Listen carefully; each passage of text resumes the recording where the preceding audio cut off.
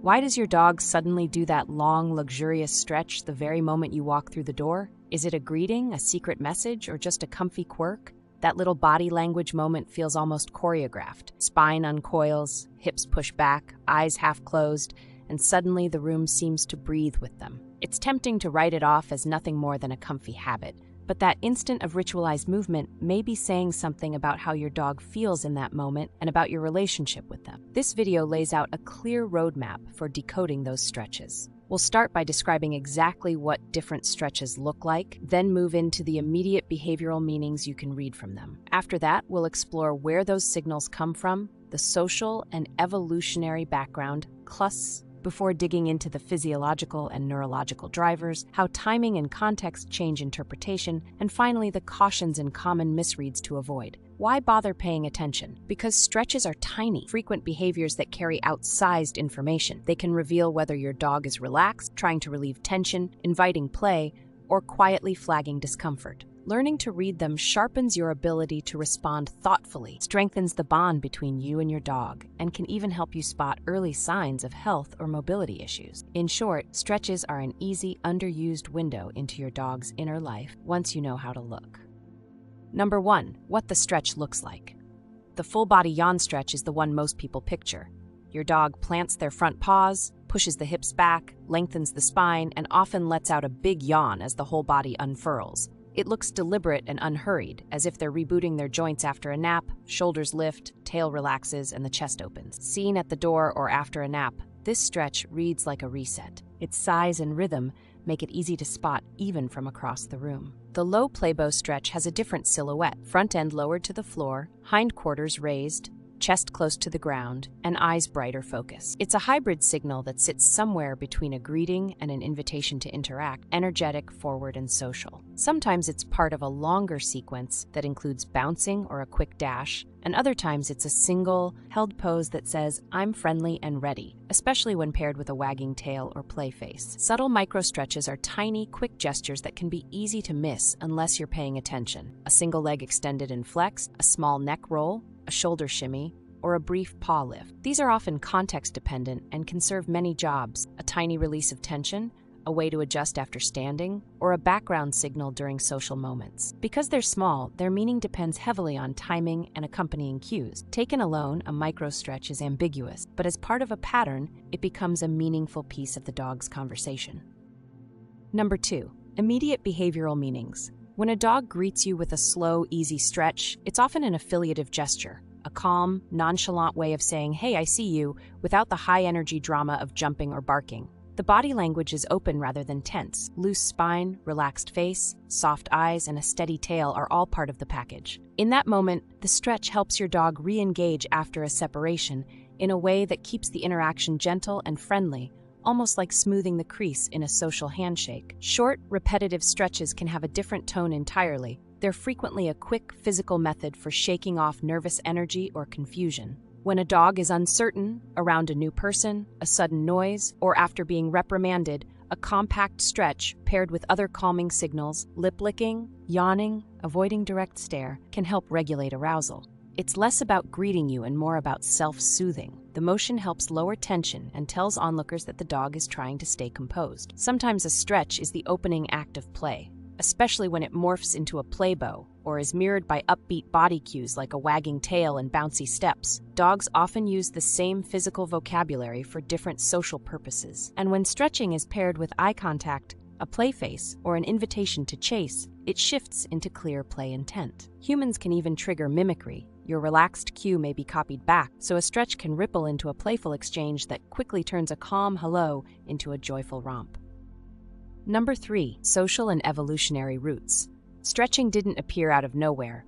It's rooted in the social choreography of ancestral canids. In wolf packs and other group-living carnivores, subtle body movements help coordinate activity, a communal shift from rest to movement, a signal to relax after conflict, or a gentle way to acknowledge another individual without sparking a fight. A long, deliberate stretch is an efficient transition tool in that system. It physically loosens the body and socially signals a low arousal state, smoothing whatever comes next. That social function makes stretching highly contagious. Dogs are expert mirrormen and mirror dogs. They pick up on and copy the posture and emotional tone of companions, whether those companions are other dogs or the humans they live with.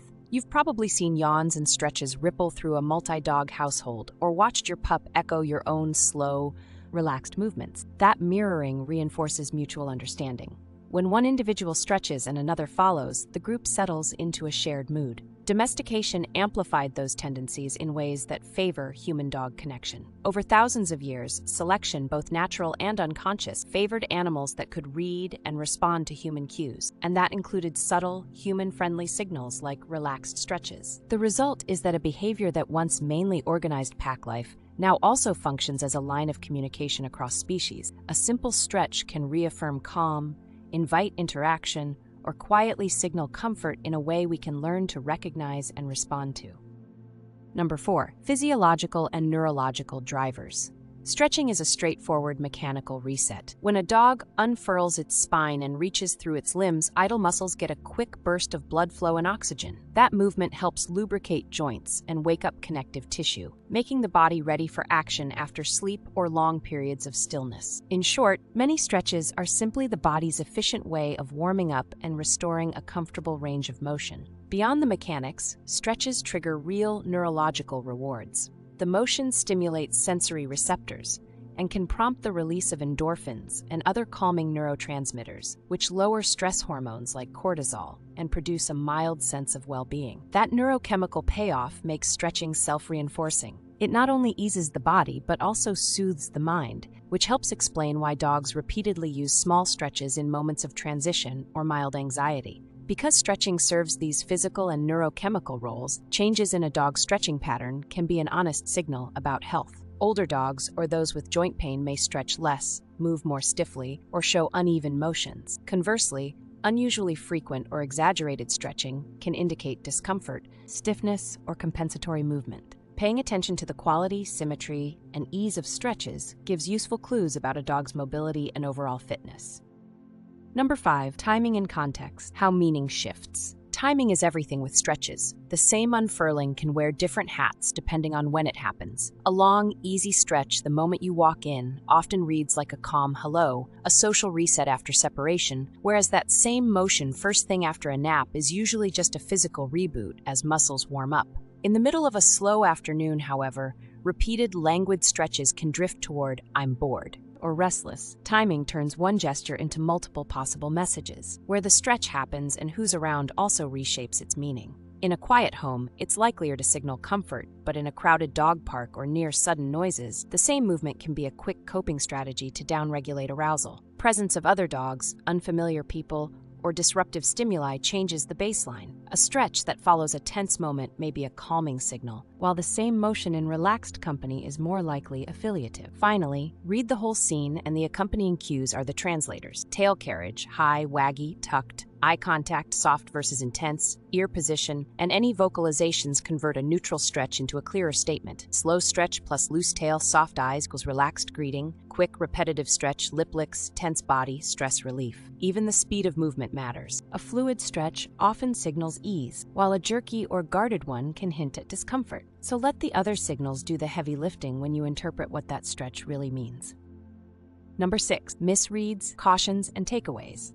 People often overread stretches or underread them. The biggest mistake is treating every stretch as the same thing: a greeting, a request, or evidence of contentment. That lumping flattens nuance. A long, lazy unfurl at the door is a different conversation from a rapid, repeated shimmy after a stranger arrives, and confusing the two can lead you to misjudge how your dog is feeling or what they want in that moment. Sometimes stretches do point to trouble, and it's worth noticing when patterns shift. If a dog suddenly stretches far more than usual, seems stiff afterward, favors one side, or shows signs of pain, whimpering, reluctance to bear weight, or visible limping, that's a red flag that something may be physically off. Likewise, abrupt changes in frequency or form, for example, a previously smooth stretch becoming jerky or asymmetric, can hint at joint issues, muscle strain, or other health concerns that merit a vet check. The best rule of thumb is to read the whole dog. Treat a stretch as one sentence in a longer paragraph made up of timing, posture, tail and eye signals, and the surrounding context. Look for patterns over time rather than relying on single instances, and let accompanying cues do the heavy lifting when you interpret intent. When you combine what the stretch looks like, where and when it happened, and how the rest of the body behaved, you get a far more reliable